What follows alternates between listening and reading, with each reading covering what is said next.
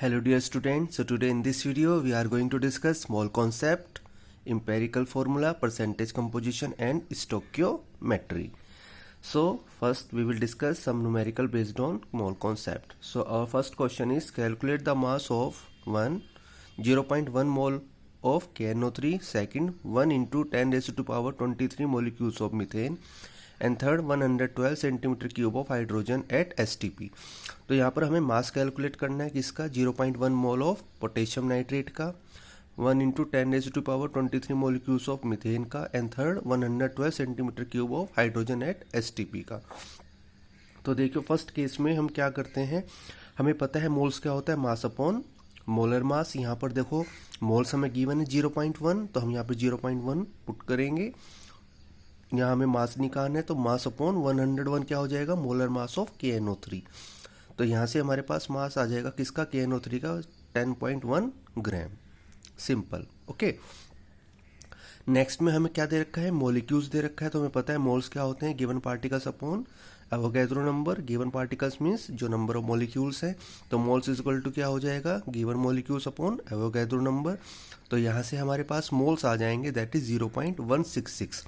अब देखो हमने मोल्स निकाल ली हैं, तो मोल्स से हम फर्दर क्या निकाल देंगे, मास, क्योंकि हमें पता है मोल्स क्या होता है, मास अपॉन मोलर मास।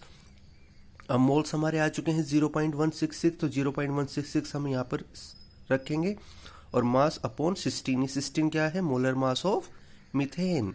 तो यहाँ से हमारे पास मास आ जाएगा मीथेन का, that is 2.65 gram. Okay. Third हमें क्या दे रखा है, वॉल्यूम दे रखा है एट एसटीपी 112। तो हमें पता है मोल्स क्या होता है, volume at STP upon 22,400 centimetre cube. देखो यहाँ पर सेंटीमीटर क्यूब में है, तो सेंटीमीटर क्यूब में हमारे पास जो वैल्यू होती है एसटीपी पर वो होती है 22,400, ओके। और लीटर में होती है 22.4 लीटर। तो हमें पता है मोल्स क्या होता है, mass upon molar mass is equal to 112 जो गिवन वैल्यू है हमारे पास अपॉन 22,400। तो यहाँ पर मास अपॉन 2 हो जाएगा, मोलर मास 2 कहाँ से आया, ये 2 किसका है, मोलर मास हाइड्रोजन का।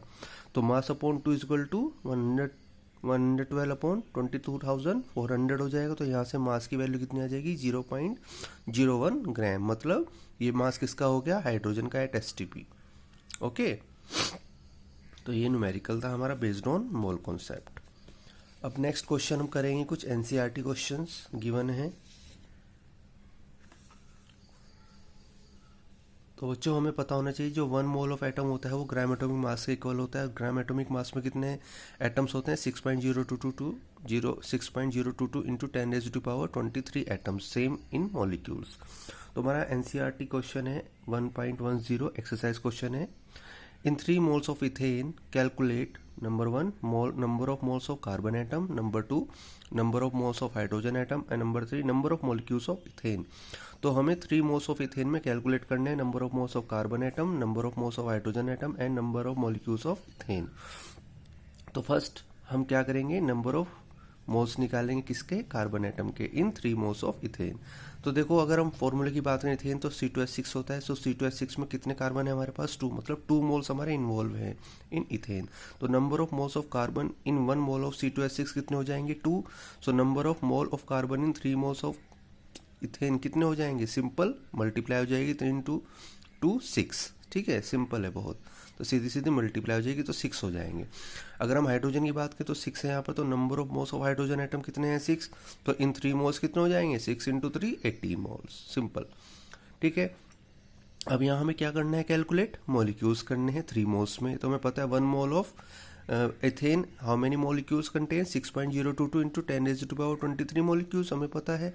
तो number of molecules in 3 moles कितने हो जाएंगे, सिंपली इस वैल्यू को 3 से हम क्या करेंगे, मल्टीप्लाई, हमारे पास आंसर आ जाएगा। ओके।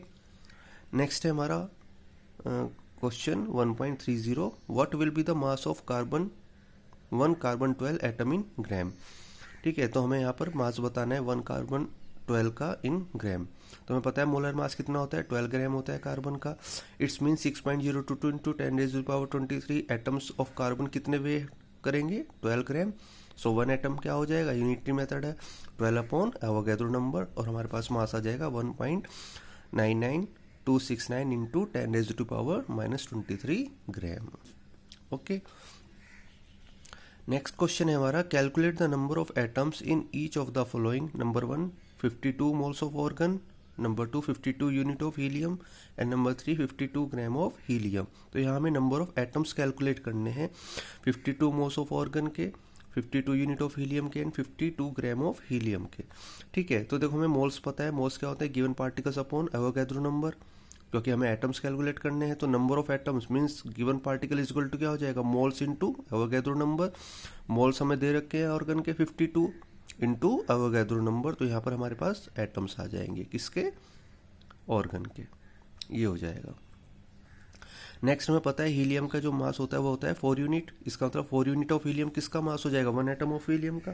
तो 52 यूनिट ऑफ हीलियम कितने एटम का हो जाएगा, कितने एटम हो जाएंगे 52 यूनिट ऑफ हीलियम में, 52 अपॉन 4। ठीक है, मत how much atom we having, 13 atom, simple. ठीक है, देखो 4 यूनिट कितने एटम का होता है, 1 एटम का, तो 52 यूनिट ऑफ हीलियम कितने एटम का हो जाएगा, 52 upon 4 is equal to 13 atoms का। ओके, बहुत सिंपल है, यूनिटरी मेथड लगा रहे हैं हम। अब देखिए यहाँ पर हमारे पास क्या है, 52 ग्राम ऑफ हीलियम। हमें पता है मोल्स इज इक्वल टू क्या होता है, मास अपॉन मोलर मास, और इसको हम लिख सकते हैं number of particles upon Avogadro number. ठीक है, अब हमें पता है मास कितना दे रखा है 52 ग्राम, मोलर मास कितना हो जाएगा हीलियम का 4 is equal to number of atom upon Avogadro number. तो यहाँ से नंबर ऑफ एटम सिंपली क्या हो जाएगा, Avogadro number into 52 upon 4। Calculation करेंगे तो हमारे पास नंबर ऑफ एटम कितने आ जाएंगे, 7.829 इंटू 10⁻24 एटम्स। सिंपल कैलकुलेशन है। ठीक है, तो ये कुछ कॉन्सेप्ट बेसिस क्वेश्चंस थे, न्यूमेरिकल्स थे, इन्हें आप बाकी बुक से आप इसको प्रैक्टिस करेंगे।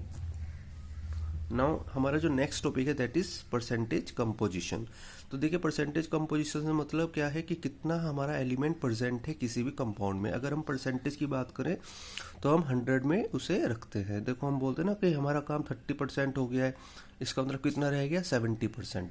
तो बेसिकली 100% में हम देखते हैं कितना हमारा एलिमेंट प्रेजेंट है किसी कंपाउंड में, वही हमारा क्या होता है परसेंटेज कंपोजिशन। और इसको कैलकुलेट करने का तरीका क्या होता है, सिंपल है, परसेंटेज ऑफ एलिमेंट होता है mass of element in compound upon molar mass of compound into 100। उस मास में कितना एलिमेंट है upon total mass of that compound into 100, उससे हमारा क्या निकल जाएगा परसेंटेज कंपोजिशन। तो इसको हम न्यूमेरिकल्स के थ्रू देखते हैं। Calculate percentage composition of hydrogen and oxygen in water. तो वाटर में हमें परसेंटेज बतानी है किसकी, हाइड्रोजन की और ऑक्सीजन की। तो सबसे पहले हम हाइड्रोजन के लिए निकालेंगे, तो हाइड्रोजन क्या हो जाएगा, mass of hydrogen in water upon molar mass of hydrogen into 100। तो हमें पता है वाटर में हाइड्रोजन कितने हैं 2, मीन्स इसका जो कितना मास हो जाएगा 2 ग्राम upon molar mass of water कितना हो जाएगा 18 इंटू 100, तो ये आ जाएगा 11.11%। इस तरह ऑक्सीजन की बात करें तो वाटर में ऑक्सीजन का मास कितना है, क्योंकि एक ऑक्सीजन है तो 16 हो जाएगा मास ऑफ ऑक्सीजन। ठीक है, अपॉन मोलर मास में कितना हो जाएगा वाटर 18 इंटू 100, ये हो जाएगा 88.89%। और अगर हमें देखना है कि हमारा आंसर करेक्ट आ रहा है तो जो आंसर आएगा उसको ऐड कर लेना है। ऐड करने पर कितना आना चाहिए, वो 100% आना चाहिए। नेक्स्ट क्वेश्चन है हमारा, calculate the percentage composition of various elements in magnesium sulphate. अब देखो मैग्नीशियम सल्फेट में हमारे एलिमेंट्स का निकालना परसेंटेज कंपोजिशन, 3 एलिमेंट्स है मैग्नीशियम, सल्फर एंड ऑक्सीजन। तो सबसे पहले हम मैग्नीशियम के लिए निकालेंगे, तो इसका फॉर्मूला क्या लगेगा, मैग्नीशियम का mass upon total mass of magnesium sulphate into 100। ठीक है, तो मास ऑफ मैग्नीशियम कितना होता है 24, मोलिकुलर मास कितना हो जाएगा MgSO4 का, यहाँ से देखेंगे हम 120 हो जाएगा इंटू 100, तो 20% हो जाएगा हमारा मैग्नीशियम। सल्फर की बात करें तो सल्फर का मास कितना होता है 32, क्योंकि 1 सल्फर है तो 32 अपॉन 120 इंटू 100, अगेन 26.67%। ऑक्सीजन की बात करें तो देखो दे रहा 4 एटम इन ऑक्सीजन है, तो ये हो जाएगा 4 इंटू 16 इसका मास हो जाएगा ऑक्सीजन का अपॉन 120 इंटू 100, 53.33%। तो ये परसेंटेज कंपोजिशन हो जाएगी इन एलिमेंट्स की मैग्नीशियम सल्फेट में। ओके, नेक्स्ट क्वेश्चन है हमारा, calculate the percentage of water of crystallisation in the sample of blue vitriol. ठीक है, ब्लू विट्रोल होता है हमारा कॉपर सल्फेट, इसका फॉर्मूला होता है CuSO4 इंटू 5H2O। तो देखो मोलिकुलर मास सबसे पहले हम निकालेंगे, क्योंकि हमें मोलिकुलर मास चाहिए कंपाउंड का, दैट विल बी 249.5। अब हमें निकालना है परसेंटेज ऑफ वाटर, तो सिंपल फॉर्मूला लगेगा mass of water upon molecular mass of copper sulphate into 100। अब देखो यहाँ पे जो मास की हम बात करें, देखो यहाँ पे कितने मॉलिक्यूल्स हैं वाटर के, 5 मॉलिक्यूल्स, तो हमें 5 मॉलिक्यूल्स का मास निकालना है। ठीक है, तो मास ऑफ वाटर कितना होता है 18, 18 इंटू 5 हो जाएगा ऊपर अपॉन में टोटल मास, तो ये आ जाएगा 36.07%। तो ये हो जाएगा हमारा percentage of water in blue vitriol. हमारा नेक्स्ट टॉपिक है एम्पेरिकल एंड मोलिकुलर फॉर्मूला। देखो ये जो टॉपिक है ये थोड़ा स्टेप वाइज टॉपिक है हमारा, इसको हमें समझना है अच्छे से। इम्पोर्टेंट टॉपिक है आपका 11th स्टैंडर्ड के टर्म्स में देखें तो। देखो एम्पेरिकल फॉर्मूला क्या होता है? एम्पेरिकल फॉर्मूला होता है जो कि सिंपलेस्ट 4 नंबर रेशियो देता है एटम्स का of various element present in one element of compound. तो जित एलिमेंट के जो एटम्स है उनका एक सिंपलेस्ट वो नंबर रेशियो देता है एम्पेरिकल फॉर्मूला की। अगर हम बात करें तो देखो, अगर हम बात करें हाइड्रोजन पेरोक्साइड की तो फॉर्मूला होता है H2O2। तो अगर हमें इसका एम्पेरिकल फॉर्मूला निकालना है तो इसके लिए हमें इसके एटम्स का वो नंबर रेशियो निकालना पड़ेगा। तो इसके लिए हम क्या करेंगे, 2 फैक्टर कॉमन ले लेंगे। तो जब आप 2 फैक्टर कॉमन लोगे तो इसका जो रेशियो है वो क्या हो जाएगा 1:1, और इसका जो एम्पेरिकल फॉर्मूला है वो क्या हो जाएगा HO। तो ये HO तो इसका एम्पेरिकल फॉर्मूला है, और H2O2 इसका क्या हो जाएगा molecular formula. Got it. Glucose की बात करें तो ग्लूकोज का फॉर्मूला क्या होता है C6H12O6। अगर इसका हमें एम्पेरिकल फॉर्मूला लेना है तो इसको हमें इसके एटम्स को हमें सिंपल वो नंबर रेशियो में लेना पड़ेगा। तो हम क्या करेंगे, 6 फैक्टर को इससे कॉमन करेंगे, डिवाइड करेंगे, तो ये हो जाएगा 1:2:1। तो ये सिंपलेस्ट वो नंबर रेशियो आ गया, ठीक है, एटम्स का। तो इसको जब आप देखेंगे तो एम्पेरिकल फॉर्मूला क्या हो जाएगा CH2O। तो ये CH2O क्या हो गया एम्पेरिकल फॉर्मूला। ओके, तो सिंपलेस्ट वो number ratio of atoms in element of molecule वो कौन देता है हमें एम्पेरिकल फॉर्मूला। मॉलिकुलर फॉर्मूले की बात करें तो ये एग्जैक्ट जो है मतलब एक्चुअल रेशियो ऑफ एटम्स देता है किसी भी एलिमेंट्स के जो कि वन मॉलिक्यूल ऑफ कंपाउंड में प्रेजेंट होते हैं। अगर हम मॉलिकुलर फॉर्मूले की बात करें तो रिलेशन की अगर हम बात करें एम्पेरिकल फॉर्मूला मॉलिकुलर फॉर्मूले की, तो मॉलिकुलर फॉर्मूला होता है N इंटू एम्पेरिकल फॉर्मूला, जहाँ पर N क्या होता है molecular mass upon empirical formula mass. ये जो मोलिकुलर मास है ये गिवन होता है, ठीक है, न्यूमेरिकल में। और इसी तरह एक रिलेशन और याद रखना है आपको, molecular mass is equal to 2 into vapour density. ये उस केस में लगेगा जहाँ पर मोलिकुलर मास हमें गिवन नहीं होता, उस केस में हमें वेपर डेंसिटी गिवन होती है न्यूमेरिकल्स में। तो वहाँ हम 2 से मल्टीप्लाई करके क्या निकाल लेते हैं मोलिकुलर मास, ठीक है। अब हम देखेंगे कैसे करने हैं हमें न्यूमेरिकल्स। देखो हमारे पास एक क्वेश्चन है, an inorganic salt gave the following percentage composition, sodium 29.11, sulphur 40.51, oxygen 30.38। हम इसका एम्पेरिकल फॉर्मूला निकालना है, ठीक है। तो देखिए हमें कुछ स्टेप यूज़ करने हैं यहाँ पर। तो सबसे पहले हम यहाँ पर एलिमेंट और सिंबल पहला हो जाएगा हमारा यहाँ पर, नेक्स्ट हो जाएगा हमारा परसेंटेज ऑफ एलिमेंट, नेक्स्ट हो जाएगा हमारा atomic mass of element, next हो जाएगा मोल्स ऑफ एलिमेंट जो हो जाएगा परसेंटेज अपॉन एटॉमिक मास, परसेंटेज अपॉन एटॉमिक मास, नेक्स्ट हो जाएगा हमारा सिंपलेस्ट मोलर रेशो, और लास्ट हो जाएगा हमारा सिंपलेस्ट 4 नंबर मोलर रेशो, ठीक है। तो देखो हमारे पास कितने एलिमेंट 3 हैं, सोडियम सल्फर ऑक्सीजन हमने यहाँ लिखा। इनके बाद इनकी परसेंटेज लिखेंगे हम 29.11, 40.51 एंड 30.38। इसके बाद एटॉमिक मास लिखेंगे तो सोडियम का होता है 23, सल्फर होता है 32, ऑक्सीजन होता है 16। अब ये जो मोल्स हैं इसमें क्या करेंगे हम परसेंटेज को एटॉमिक मास से डिवाइड करेंगे, मतलब 29.11 को हम 23 से डिवाइड करेंगे। इस तरह 40.51 को हम डिवाइड करेंगे 32 से, 30.38 को डिवाइड करेंगे हम 16 से। तो जब हम डिवाइड करेंगे तो हमारे पास जो मोल्स हैं एलिमेंट को क्या आ जाएगा 1.266, 1.266 एंड 1.897। अब ये जो सिंपलेस्ट मोलर रेशो है इसे हम कैसे निकालेंगे बेटा, तो इसमें से हमें एक स्मॉलेस्ट वैल्यू पिक करनी है, मतलब जो सबसे छोटी वैल्यू है। तो सबसे छोटी वैल्यू देखो तीनों में यही है 1.266, जो हम तो हमें इसको पिक करना है और दोबारा से इन्हीं वैल्यूज़ को उससे हमें क्या कर देना है डिवाइड कर देना है। तो यहाँ पर हमने 1.266 पिक की और इन तीनों को उससे हमने क्या कर दिया डिवाइड कर दिया अगेन। तो ये हो जाएगा 1.5, ठीक है। इसको 1.26 इसको अगेन 1.266 से डिवाइड करोगे तो 1 आ जाएगा, देन 1.266 को 1.266 से डिवाइड करेंगे 1 आ जाएगा, इस वैल्यू को 1.266 से डिवाइड करेंगे 1.5 आ जाएगा। अब यहाँ पर एक ध्यान रखना है आपको कि जो हमारा सिंपलेस्ट वो नंबर रेशो आना है वो फ्रैक्शन में नहीं आना है, ठीक है। देखो यहाँ पर 1.5 आ रहे हैं तो 1.5 नहीं लेना है, हमें इसे एक सिंपलेस्ट वैल्यू से क्या करना है मल्टीप्लाई करना है। तो हम यहाँ पर हम 2 से मल्टीप्लाई करेंगे, तो 2 से जब इसको मल्टीप्लाई करेंगे तो 3 हो जाएगा। तो जब आप इससे मल्टीप्लाई करोगे 2 की तो साथ साथ इनसे भी हमें मल्टीप्लाई करनी है 2 की। तो यहाँ पर भी 2 हो जाएगा, ये भी 2 हो जाएगा और ये हो जाएगा 3, ठीक है। सिंपल मोलर रेशो आ जाएगा हमारा। अब देखो सोडियम कितना हो गया 2, सल्फर कितना हो गया 2 और ऑक्सीजन हो गया 3। इसका मतलब हमारा जो एम्पेरिकल फार्मूला आया दैट इज Na2H2O3। ठीक है, ये हो जाएगा एम्पेरिकल फार्मूला। बहुत सिंपल है, बस आपको स्टेप याद रखने हैं, बाकी बहुत इजी है। देखो नेक्स्ट क्वेश्चन है हमारा, एक compound contain 24.27% carbon, 4.07% hydrogen and 71.65% chlorine. It molar mass is 98.96 ग्राम। हमें यहाँ पे क्या निकालना है, empirical formula and molecular formula. यहाँ पर हमें दोनों निकालने हैं। ठीक है, तो देखो सबसे पहले हम एलिमेंट्स लिखेंगे, कार्बन, हाइड्रोजन, क्लोरीन। उसके बाद उनकी परसेंटेज लिखेंगे, 24.27, 4.07 एंड 71.65। इसके बाद एटॉमिक मास लिखेंगे, कार्बन का 12, हाइड्रोजन का 1, क्लोरीन का 35.5। अब हम मोल से निकालेंगे परसेंटेज अपॉन एटॉमिक मास, तो ये आ जाएगा 2.02, 4.07 एंड 2.02। अब हम निकालना है सिंपलेस्ट मोलर रेशियो, मतलब इनमें सबसे छोटी वैल्यू पिक करनी है और उससे हमें इन तीनों को क्या कर देना है, 1 by 1 डिवाइड कर देना है। तो यहाँ पर 2.02 हमारी सबसे स्मॉलेस्ट वैल्यू है, तो 2.02 को हम अगेन 2.02 से डिवाइड करेंगे तो 1 आएगा। 4.07 को करेंगे तो 2 आएगा। 2.02 अपॉन 2.02 आएगा तो 1 आ जाएगा। तो हमारा जो सिंपलेस्ट नंबर रेशियो है वो क्या आ गया, 1:1।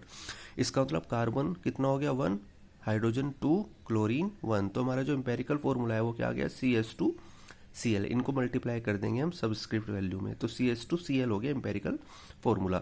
अब देखो हमें क्या निकालना है यहाँ पर, मोलिकुलर फॉर्मूला। हमें पता है मोलिकुलर फॉर्मूला क्या होता है, N इंटू एम्पेरिकल फॉर्मूला। अब N निकालना है हमें यहाँ पर पहले, एम्पेरिकल फॉर्मूला तो आ चुका है, तो N को हम कैसे निकालते हैं, molecular mass upon empirical formula mass.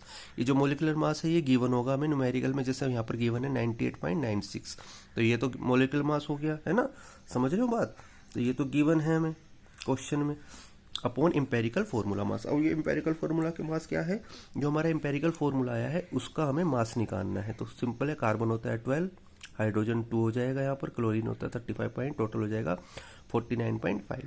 तो 49.5 से इसको हम डिवाइड करेंगे, गिवन मोलिकुलर मास को, तो 2 आ जाएगी वैल्यू। अब इस 2 वैल्यू को देखो according to this formula, n हमारा 2 हो गया, एम्पेरिकल फॉर्मूला क्या है CH2Cl, तो मल्टीप्लाई हो जाएगी 2 से। तो 2 से जैसे मल्टीप्लाई होगी CH2Cl की, तो ये हो जाएगा C2H4Cl2।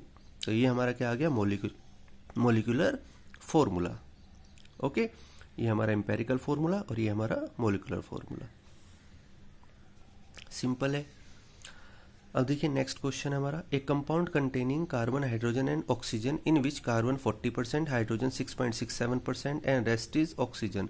देखो इन केसेस में क्या होना है बेटा, अगर आपके पास 3 एलिमेंट और 2 की परसेंटेज गिवन है, तो थर्ड की हम क्या करेंगे, थर्ड की हम कैसे कैलकुलेट करेंगे, 100 में से जो हमारी 2 एलिमेंट हैं उनकी परसेंटेज को ऐड करके क्या करेंगे, सब्ट्रैक्ट कर देंगे, तो हमारी थर्ड की वैल्यू अपने आप आ जाएगी। ठीक है, आगे पढ़ते हैं। It's vapour density is 90, find empirical formula and molecular formula. अब देखो यहाँ पर एम्पेरिकल फार्मूला तो हम निकाल ही लेंगे, है ना, स्टेप वाइज। मोलिकुलर फार्मूले के लिए हमें क्या चाहिए, मोलिकुलर मास। अब देखो यहाँ पे मोलिकुलर मास कहीं गिवन नहीं है, लेकिन हमें क्या दे रखी है, वेपर डेंसिटी। तो मैंने बताया था ना आपको, मोलिकुलर मास के लिए हम क्या करेंगे, अगर वेपर डेंसिटी गिवन है 2 इंटू वेपर डेंसिटी, वहाँ से हमारा मोलिकुलर मास आ जाएगा। तो सबसे पहले तो हम ऑक्सीजन की वैल्यू निकाल लेते हैं, तो 100 माइनस 40 प्लस 6.67, 53.33 आ जाएगा। तो अगेन एलिमेंट हो गया कार्बन, हाइड्रोजन, ऑक्सीजन, परसेंटेज हो गया 40, 6.67, 53.33। एटॉमिक मास कार्बन का 12 होता है, हाइड्रोजन का 1, ऑक्सीजन का 16 होता है। मोल्स वही है, परसेंटेज अपॉन 12 इतना आ जाएगा, 6.67 अपॉन 1 ये आ जाएगा, 53.33 अपॉन 16 ये आ जाएगा। अब हमें इनमें से स्मॉलेस्ट वैल्यू पिक करनी है, दैट विल बी 3.33। अब इसको हमें इन वैल्यू को दोबारा क्या करना है, डिवाइड करना है 1 by 1। तो ये 1 हो जाएगा, ये 2 हो जाएगा, ये 1 आ जाएगा। तो सिंपलेस्ट नंबर रेशियो क्या आ गया हमारा, 1:1। इसका मतलब कार्बन 1 है, हाइड्रोजन 2 है, ऑक्सीजन 1 है। तो हमारा जो एम्पेरिकल फॉर्मूला है दैट इज CH2O। ठीक है, अब हमें मोलिकुलर फॉर्मूला निकालना है। तो मोलिकुलर फॉर्मूला हमें पता है क्या होता है, N इंटू एम्पेरिकल फॉर्मूला। अब देखो यहाँ मोलिकुलर मास तो कहीं गिवन नहीं है, समझो मेरी बात। देखो N क्या होता था हमारा, molecular mass upon empirical formula mass. अब मोलिकुलर मास तो यहाँ गिवन नहीं है, तो उसके लिए हम कौन सा फॉर्मूला आएंगे, molecular mass equal to 2 into vapour density. अब वेपर डेंसिटी में कितनी गिवन है, 90, तो 90 इंटू 2 कितना हो जाएगा, 180। तो ये 180 क्या आ गया हमारा मोलिकुलर मास। तो मोलिकुलर मास को हमने यहाँ रखा 180 को। 30 क्या हो गया हमारा एम्पेरिकल फॉर्मूला मास, ये कैसा आया, तो ये जो CH2O है इसके मासेस को हमने सम कर दिया, ये आ गया हमारा 30 यूनिट। तो 30 नीचे आ जाएगा, 180 ऊपर आ गया हमारा, बाय वेपर डेंसिटी। तो वैल्यू क्या आ जाएगी हमारी 6। तो 6 को हम यहाँ रखेंगे। इंपेरिकल फॉर्मूला हमारा क्या आया है, CH2O। तो CH2O को इंटू 6 क्या बन जाएगा हमारा, C6H12O6 ग्लूकोज। ठीक है, तो ये आ गया इंपेरिकल फॉर्मूले से मॉलिक्यूलर फॉर्मूला। ओके, तो बहुत सिंपल है, इन स्टेप्स को बस याद रखना है। Element, percentage, atomic mass, then percentage upon atomic mass, फिर ये जो वैल्यू आएंगी स्मॉलेस्ट पिक करनी है, उनको फर्दर फिर 1 बाय 1 डिवाइड करना है। ध्यान रखना है फ्रैक्शन में कोई वैल्यू ना है, फ्रैक्शन में अगर आ रही है तो उसे हमें मल्टीप्लाई करेंगे किसी भी सुटेबल वैल्यू से, सबसे छोटी वैल्यू से। ये नहीं कि आप बड़ी वैल्यू से उसे मल्टीप्लाई करें, सबसे छोटी वैल्यू से करनी है मल्टीप्लाई।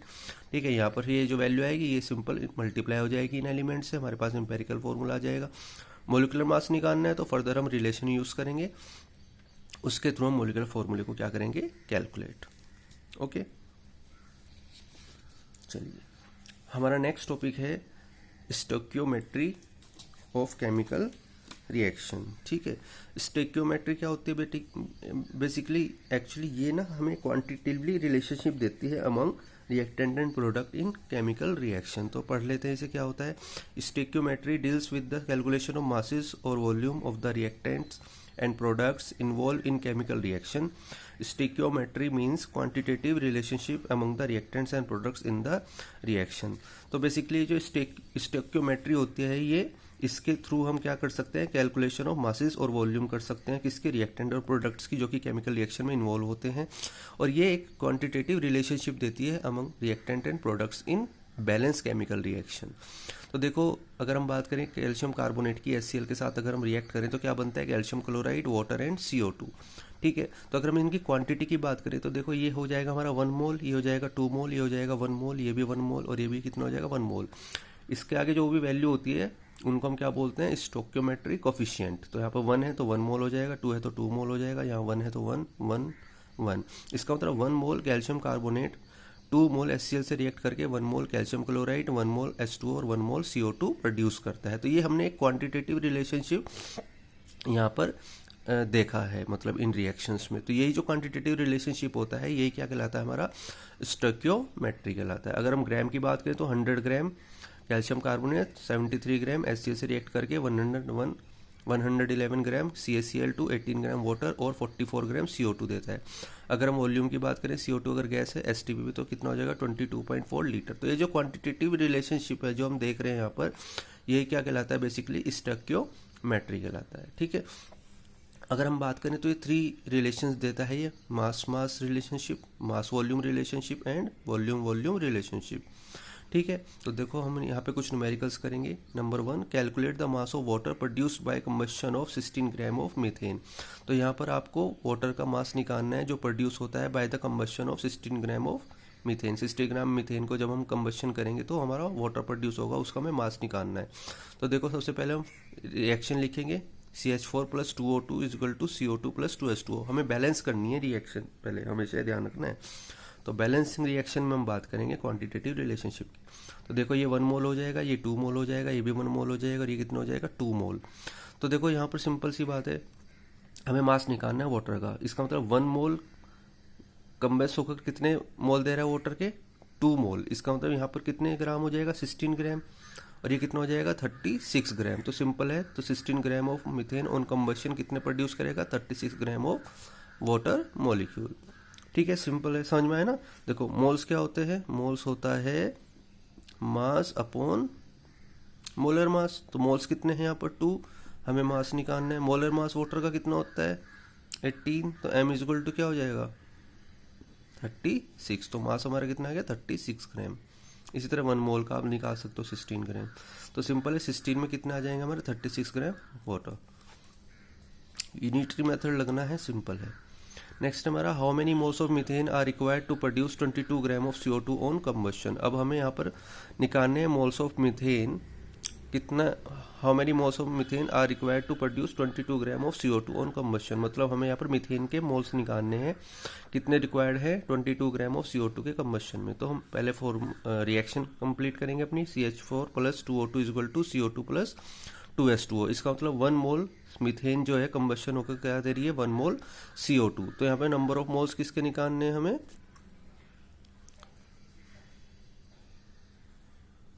मीथेन के। ठीक है, तो देखो सिंपल है, number of moles in 22 gram of CO2, 22 gram of CO2 के कितने मोल्स हो जाएंगे यहाँ पर, मास अपॉन मोलर मास हो जाएगा। तो मास ऑफ कितना दे रखा है CO2 का 22, मोलर मास होता है 44, तो 0.5 मोल। ठीक है, अब हमें पता है 1 mole of CO2 is produce from methane, 1 मोल, भाई 1 मोल कितने से प्रोड्यूस हो रही है, 1 मोल से, तो 0.5 मोल ऑफ CO2 कितने से प्रोड्यूस होगी, सिंपल 0.5 मोल मीथेन से।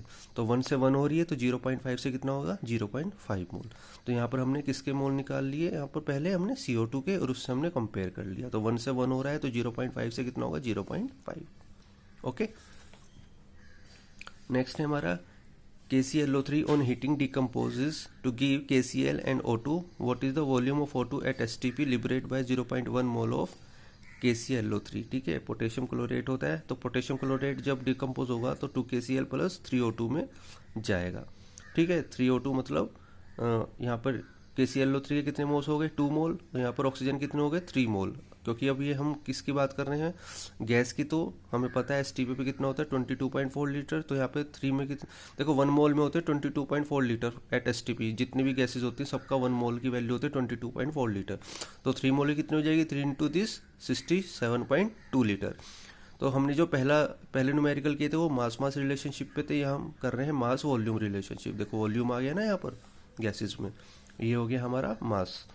तो 2 mole of KClO3 evolve oxygen at STP कितना, 67.2 लीटर। तो 1 में कितना अपॉन दिस, तो 0.1 mole of KClO3 evolve oxygen at STP, unitary method लगना है, this upon this into 0.1, 3.36 litre आ जाएगा, सिंपल। ठीक है, तो सिंपल है, सीधा सीधा है भाई, 2 मोल में इतना हो रहा है तो 1 में इतना, तो 0.1 मोल में कितना, तो सिंपल ये हो जाएगा हमारा आंसर। हमारा लास्ट क्वेश्चन है, what volume of oxygen at STP is needed to cause the complete combustion of 200 ml of acetylene, also calculate the volume of CO2 form। तो यहाँ पे हमें वॉल्यूम निकालना है ऑक्सीजन का, कितना नीडेड है कंबशन में विद एसिटाइलिन, और साथ साथ हमें CO2 भी बतानी है कितनी वॉल्यूम यहाँ पर प्रोड्यूस हो रही है। तो देखो हमें सबसे पहले बैलेंस करेंगे equation, 2C2H2 plus 5O2 equal to 4CO2 plus 2H2O। तो ये वॉल्यूम रिलेशनशिप है हमारा। ठीक है, गैसेज हैं, सबकी वॉल्यूम है ना, हमें पता है गैसेज कंबाइन इन वॉल्यूम। तो ये 2 वॉल्यूम हो जाएगा, ये 5 वॉल्यूम हो जाएगा, और ये 4 वॉल्यूम हो जाएगा। इससे हमें कोई नीड की इसकी कोई नीड नहीं है कैलकुलेट, क्योंकि जो पूछा है बस हमें उस पर फोकस करना है। और पता है 2 एसिटाइलिन कितना दे रहा है, 5O2। इसका मतलब 1C2H2 कितना हो जाएगा, 5/2O2। तो 200 ml कितना हो जाएगा, 5/2 into 200 ml means 500 ml oxygen. तो यहाँ पर जो वैल्यू आ रही है 500 ऑक्सीजन हो जाएगा हमारा रिक्वायर्ड। ठीक है, अब हमें कार्बन डाइऑक्साइड की बात करें तो देखो 2 वॉल्यूम कितना दे रहा है, 4 वॉल्यूम CO2। तो 1 कितना देगा, 4/2 CO2। तो 200 ml कितना हो जाएगा, 4/2 इंटू 200 मीन्स 400 ml CO2। ठीक है, सिंपल है, सिंपल कैलकुलेशन है। तो ये आपके टॉपिक्स थे आज के। नेक्स्ट टॉपिक्स में हम कवर करेंगे कंसंट्रेशन ऑफ सॉल्यूशंस, जिसमें हमें नए टॉपिक्स पढ़ने हैं, मोलैरिटी, मोल फ्रैक्शन, बहुत इंपॉर्टेंट टॉपिक्स हैं। इस वीडियो में एम्पेरिकल फार्मूला बहुत इंपॉर्टेंट टॉपिक है, इसको अच्छे से करना। मोल कॉन्सेप्ट हालांकि आप कर चुके ऑलरेडी 9th स्टैंडर्ड, बट आपको अच्छे से दोबारा करना है। Okay, God bless you, take care.